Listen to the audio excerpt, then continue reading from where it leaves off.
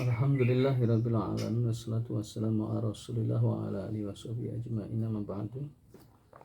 Subhanaka la ilma lana illa ma 'allamtana innaka antal alimul hakim.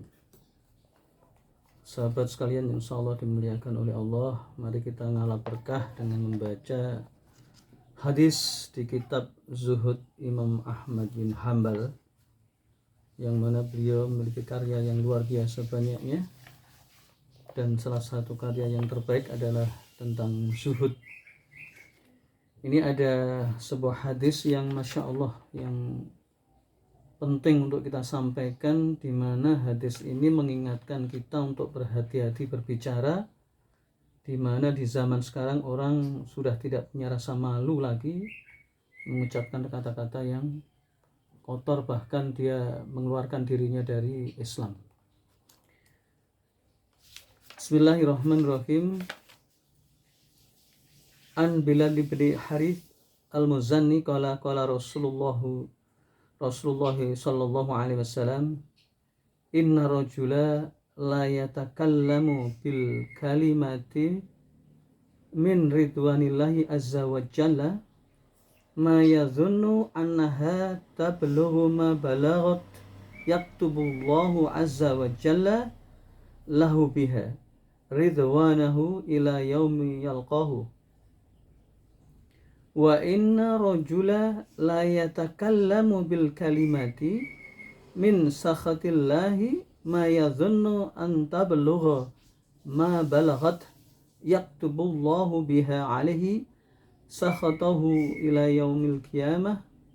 Qala fakana alqamah yaqulu kam min kalamin qad ma'ana'ani hadis Bilal bin Harith. Jadi hadis ini luar biasa ya. Jadi dari Bilal bin Harith al-Muzanni ya, qala Rasulullah sallallahu alaihi wasallam, Rasul bersabda, innar rajula, sesungguhnya seorang laki-laki, la yatakallamu, niscaya dia mengatakan bil kalimati, dengan suatu kata ya, min ridwanillah azza wa jalla, yang kata itu dicintai oleh Allah Ta'ala ya. Ma yadhunnu anha tablughu ya, sepatah kata yang Allah cintai tadi itu, sedangkan dia tidak menyangka bahwa pahalanya sampai seperti apa yang dia dapatkan, dan dengan hal itu Allah memberikan kepadanya keridhoannya. Jadi Masya Allah, sampai dia ketemu di yaumul qiyamah kelak ya. Jadi dia tidak mengira dengan apa-apa yang dia ucapkan tadi ya, bil kalimati min ridwanillah, jadi satu kata yang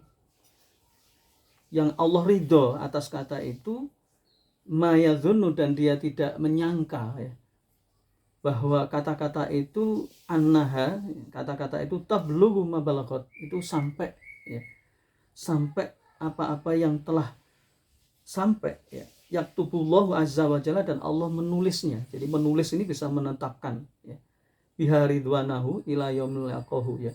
Jadi dengan suatu ketetapan yang Allah cinta kepadanya. Jadi dalam hadis ini Allah menulis sebuah catatan atas ucapan seseorang yang itu baik, yang membuat Allah Ta'ala ridho ya, maka Allah kasih pahala sampai besok di yaumul qiyamah ketemu ya.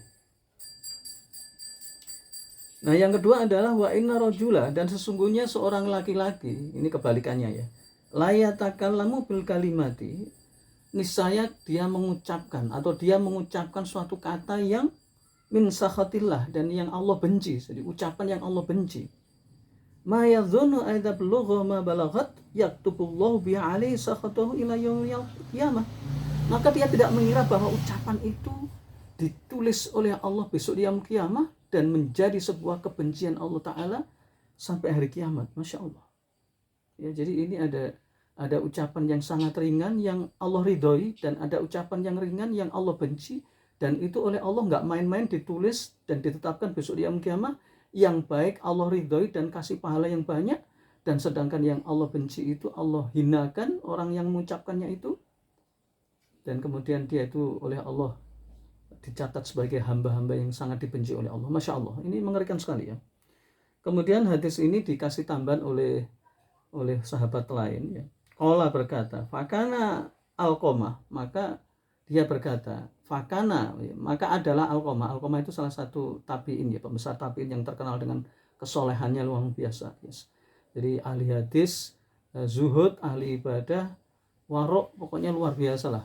Terkenal tapi nggak mau terkenal, itu namanya Alqamah. Maka Alqamah, fakana Alqamah yaqulu, maka Alqamah tadi itu berkata, kamin kalamin kot mana anihi hadithu Bilal bin Haris ya. Jadi beliau mengatakan bahwa berapa kata yang dia itu membuat dia terdiam, artinya dia nggak jadi ngomong gara-gara mendengar hadis dari Ibni Haris ini ya. Jadi Alqamah menjadikan hadis ini sebuah cara untuk lebih banyak diam daripada banyak ngomong ya. Saudaraku sekalian yang insya Allah dimuliakan oleh Allah, ini hadis ya, di dalam kitab Zuhud karangan Imam Ahmad Ibnu Hambal. Jadi beliau ini imam mujtahid mutlak, imam madzhab Hambali, Al-Hanbali, yang ini dianut oleh sebagian besar umat Islam di Indonesia ya, setelah Imam Syafi'i ya. Dan beliau adalah ulama sangat luar biasa, terkenal dengan karya-karyanya yang luar biasa. Dan beliau pengarang kitab Musnad Imam Ahmad, sebuah kitab hadis yang berisi 1 juta hadis. Kemudian beliau pengarang kitab Zuhud yang kita baca ini dan kita ngalah berkah ya. Dan beliau terkenal dengan ulama yang paling sabar karena beliau dipenjara lebih daripada 7 tahun atau sekitar 9 tahunan ya. Nah, ini di dalam kitab Zuhud halaman 28 ya.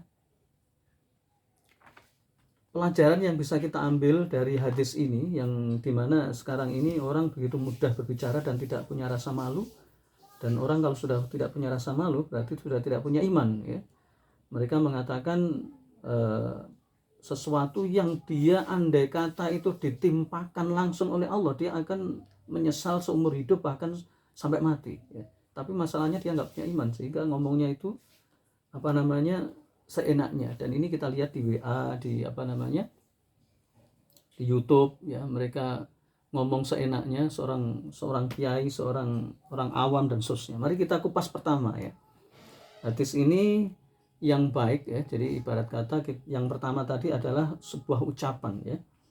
Jadi ucapan inna rajula la yatakallamu bil kalimati min ridwanillahi azza wa jalla ma yadhunnu anha tablughu ma balagat yaktubullah azza wa jalla biha ridwanu ila yaumil yalqahu ya. Jadi di sini ada seorang laki-laki la yatakallamu bil kalimati, dia mengatakan. Jadi dia mengatakan sebuah kata yang kata itu mengandung min ridwanillahi azza wa jalla. Jadi mengandung kecintaan Allah pada kata itu. Maka dia tidak mengira dengan ucapan yang sangat mudah itu, dia oleh Allah pertama dibalas ya. Ya, dia di sini mayadunu, dia tidak mengira ya. Tidak mengira itu tidak menyadari kalau ucapan itu pahalanya besar. Nanti kita kupas contohnya apa ya. Yang kedua, dia tidak mengira tablughu ma balaghat yaktubu Allah azza wa jalla ya ridwanullah ila yaumil qiyamah. Yang kedua adalah dia tidak mengira bahwa itu pahalanya sangat besar dan oleh Allah dianggap sebagai hamba-hamba yang dicintai ya, besok dia kiamat. Yang pertama, kalau kita lihat ucapan yang paling baik adalah Al-Quran ya. Jadi Al-Quran, makanya ada dulu di sebuah kitab itu menjelaskan tentang kisahnya Abdullah bin Mubarak. Jadi Abdullah bin Mubarak itu salah satu ulama yang sering saya sampaikan juga ya. Beliau adalah ulama hadis, ulama tarikh, karyanya banyak sekali. Dan salah satu kelebihan beliau adalah beliau itu orang yang zuhud, orang yang warok, orang yang tidak butuh dunia tetapi dunia mendatanginya. Beliau menghajikan setiap tahunnya 50 murid-muridnya, dihajikan dengan uangnya beliau dan beliau ngasih oleh-olehnya. Masya Allah, pokoknya Masya Allah lah. Nah, di dalam kitab itu dijelaskan bahwa Abdullah bin Mubarak ini berbicara dengan seorang wanita yang ucapannya itu diambil dari Al-Quran. Jadi begini, misalnya beliau ketemu, ini di dalam kitab itu ya, beliau ketemu dengan salah satu wanita yang tersesat. Maka beliau mengucapkan Assalamualaikum warahmatullahi wabarakatuh. Maka si wanita itu menjawab Salamun qaulam mir rabbir rahim. Nah, itu kan Salamun qaulam mir rabbir rahim itu adalah ucapan dari Al-Quran. Jadi kata yang paling baik adalah yang ada di dalam Al-Quran. Kalau kita bisa menggunakan itu luar biasa. Jadi misalnya kalau kita ditanya gimana kabarnya, alhamdulillahirabbil alamin. Nah, mungkin bagi orang itu Allah kok ini tertawa, tapi bagi Allah enggak masalah. Itu bukan tetap, bagi Allah itu serius, itu Allah akan niatkan tingkatkan derajat itu dengan derajat yang tinggi. Alhamdulillahirabbil alamin. Kalau alhamdulillah saja sudah luar biasa, nah ini alhamdulillahirabbil alamin. Masyaallah. Ini contoh. Nah, yang kedua adalah kata yang paling baik adalah kata yang ada dalam hadis ya. Jadi di dalam kitab Riyadhus Shalihin dan kitab lainnya dikatakan ya, kalimataini tsaqilataini fil lisan khafifataini fil lisan tsaqilataini fil mizan habibatan ila rahman ya. Jadi ada dua kalimat yang mudah di lisan. Jadi khafifah fil lisan tsaqilataini fil mizan habibatan ila rahman. Jadi dua ucapan yang mudah di lisan diucapkan dan berat timbangan di mizan dan dicintai oleh Allah. Maka ucapkanlah subhanallah bihamdi subhanallahil adzim. Jadi saudaraku sekalian, insya Allah dimuliakan oleh Allah, kalau kita pengen dicintai oleh Allah, jadi habibatan ila rahman, jadi dicintai oleh Allah dan dianggap sebagai kekasihnya, dan tentu kekasihnya pasti akan menolongnya dunia dan akhirat. Maka ketika kita kerja, ketika kita kemanapun, ucapkan subhanallah bihamdi subhanallahil adzim, subhanallah bihamdi subhanallahil adzim.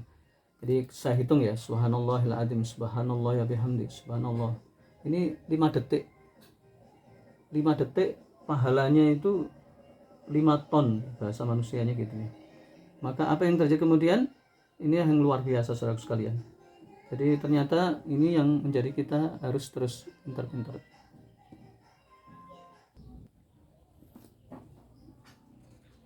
Yang ketiga, jadi ucapan yang ketiga adalah ucapannya para sahabat atau salafus sholihin ya. Jadi misalnya banyak kan kalau kita lihat para sahabat itu mengucapkan bahwa misalnya Imam Syafi'i ya mengatakan bahwa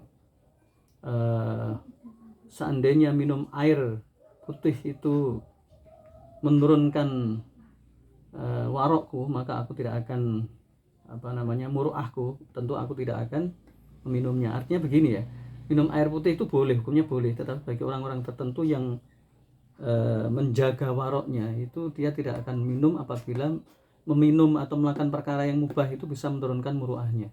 Ini yang terjadi di kalangan para ulama-ulama pilihan. Nah, termasuk kata-kata para sahabat ya, banyak ya. Kalau kita lihat di kitab-kitab yang ada itu, ulama para sahabat itu juga mengucapkan dengan ucapan-ucapan yang luar biasa ya.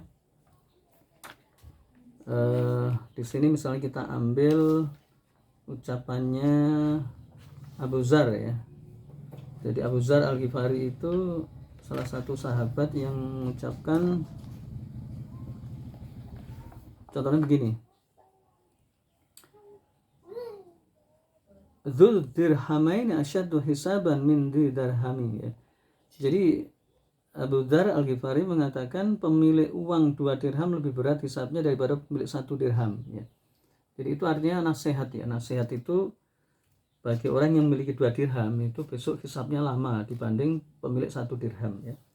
Atau misalnya ucapannya Ali bin Abi Thalib ya, Ungdur makila wala tandur man qala. Jadi dengarkan apa yang dikatakan dan jangan melihat siapa yang mengatakan. Itu adalah ucapan-ucapan yang baik.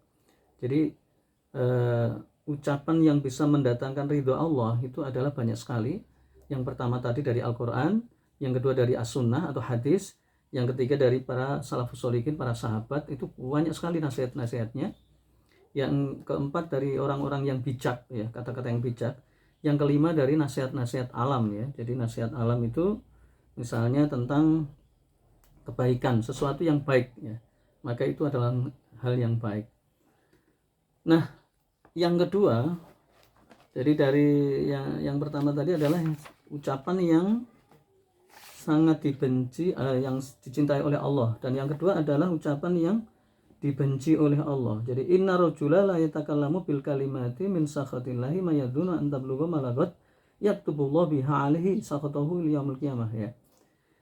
Fa inna wa inna rajula, maka sesungguhnya seorang laki-laki la yatakallamu yang dia berkata bil kalimati dengan suatu kalimat min sakhatillahi yang kalimat itu dibenci oleh Allah, mayadunu dan dia tidak sadar antah belugha ma balagot, apa yang dia ucapkan itu ternyata sampai besok yaumul qiyamah, yaktubullahu, dan Allah menulisnya, menetapkan biha dengan kalimat itu, alaihi atasnya, sakhatahu ila yaumil qiyamah, yang dia dibenci oleh Allah sampai besok yaumil qiyamah. Masya Allah ya. Jadi contohnya itu begini ya, yang sering orang itu Masya Allah ya. Misalnya ada kemarin ya, siapa itu, Buya Sakur atau siapa itu, yang mengatakan Islam tidak sempurna, maka hakikatnya dia sudah keluar dari Islam. Perkara dia gelarnya Buya Habaib itu kan status di dunia saja, artinya dia itu sudah tidak Islam ya. Atau yang mengatakan Nabi Muhammad itu begini-begini ya, menghina, itu sudah keluar dari Islam, dia tidak Islam. Hakikatnya dia tidak Islam, tapi statusnya aja dia masih kiai, masih karena punya pesantren kan gitu kan. Ada banyak orang, misalnya ucapannya Ade Armando yang mengatakan sholat 5 kali sehari nggak wajib dan seterusnya, itu dia sudah keluar dari Islam. Meskipun dia agamanya Islam, apalagi dia agamanya Islam, membenci Islam, sudah tidak Islam, sudah keluar.